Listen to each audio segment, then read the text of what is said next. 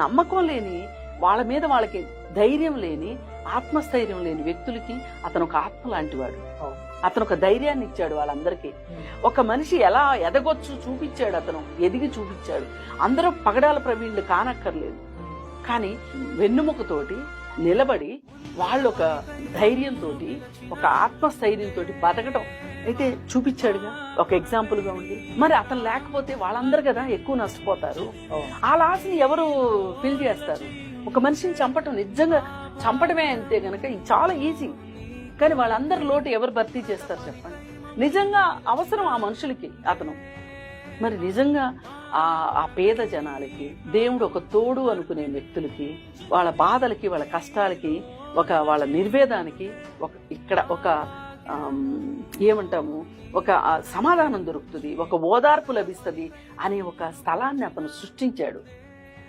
ఆ స్థలానికి రేపటి నుంచి పగడాల ప్రవీణ్ లేని ఆ ప్లేస్కి వాళ్ళు వచ్చి, వాళ్ళు ఏమి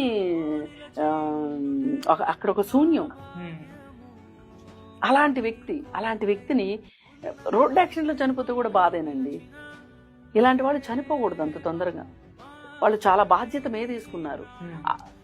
పైగా అతను మాట్లాడుతుంటే చాలా ముచ్చటేస్తుంది.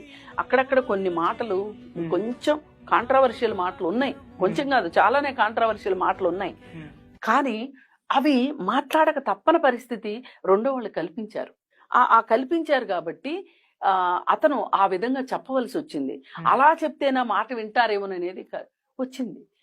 ఏది ఏమైనా సరే ఇవాళ మనం చదువుకోవాలి, నేర్చుకోవాలి, వాదించాలి, తర్కించాలి, సత్యాన్ని బయటికి తీసుకురావాలి.